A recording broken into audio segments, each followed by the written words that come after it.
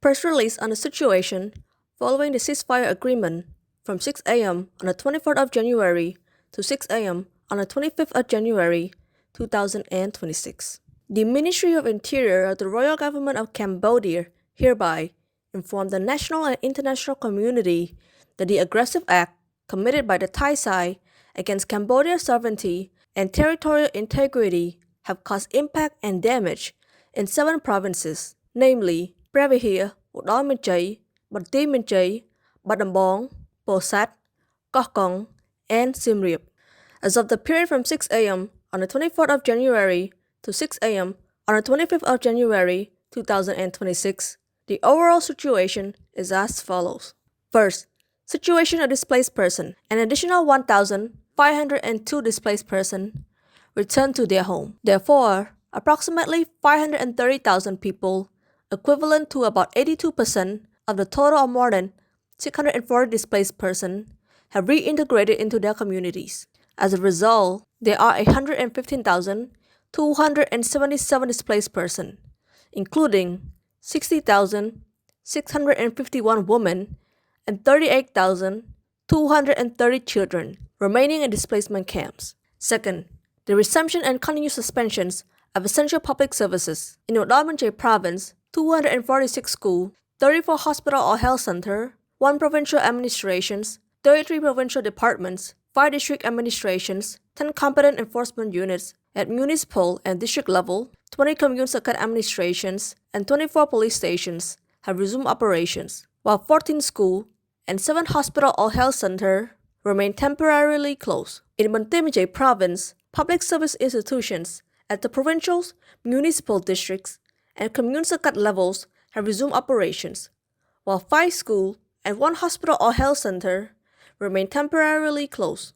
In Previhir Province, 32 schools, 12 hospital or health centers, and public service institutions at 1 district and 6 commune circuit levels have resumed operations, while 29 schools and 14 hospital or health centers remain temporarily closed. Third, impact and destruction of civilian physical infrastructure. No new report has been received yet. Therefore, from the 7th of December 2025, damage to private properties include 980 houses, 7 privately owned buildings, 10 apartments or hotels, 4 gas stations, 1 private market, 34 cars, 10 motorcycles, 1 cassava purchasing warehouse, 1 storage warehouse, 3 cell towers, 6 water reservoirs and water treatment facilities, 1 rice barn, and 2 animals or wildlife. Damage to public properties include 26 schools, 14 hospital or health centers, 42 government office buildings, 19 pagodas, 1 alms-giving hall, 2 statues, 1 vehicle, 4 ancient temples, 5 bridges, 1 market, 87 road sections, 1 electricity supply facilities, and 3 electricity transmission lines. The local authority continue to assess and collect data on the impacts. Fourth, measure by the provincial administrations and assistance to citizens. The ministry continue to pay close attention to the management and care of displaced persons at displacement camp by distributing food supply and tents, arranging accommodation, clean water, electricity, hair care services, toilets, and essential supply, and strengthening administrative management, as well as maintaining security and public order. At the same time, the ministry also continues to closely monitor and manage the overall situation within the provinces, reinforce public security and order, collect statistics, inspect and address emerging impacts and issues, coordinate assistance and support for the return of displaced persons to their homes, and receive humanitarian aid for displaced persons.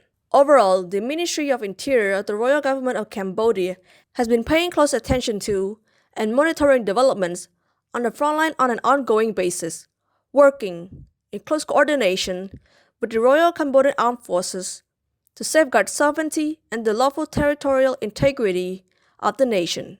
At the same time, under its competence, the ministry has continued to monitor and support the preparations for the resumption of various public services along the Cambodian-Thailand border areas, including municipal, districts, and commune circuit administrations, municipal and district police inspectorate, commune Sakat police stations, school, hospitals, and health centers, among others. The Ministry of Interior, the Royal Government of Cambodia, fully support and respect Samdech Akyat Mahasenapadai Techo Hun Sen, who clearly stated that Cambodia will not make any concession compromising its sovereignty or dignity. In this regard, the Ministry of Interior hereby declare its support for the royal government's recent protests against the activities of the Thai armed forces, which have undermined efforts to de-escalate tensions, particularly through the installation of a Buddha statue at the site of a statue of Lord Vishnu in unsafe areas of Prabhir province. The placement of containers to block road access and the constructions of bunker using heavy machinery in the Bang Trakon area of Bantimije province.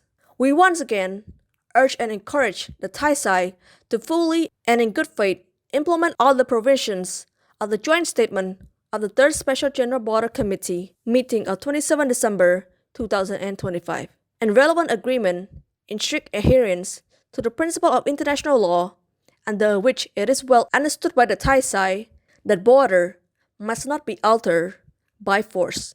Likewise, the Ministry of Interior of the Royal Government of Cambodia expressed its full and sincere confidence in the national defense strategy and diplomatic policy in accordance with the Constitution and the Charter of the United Nations, as well as in the quiet but not silent strategy that the royal government has been implementing, which has continued to yield positive outcomes.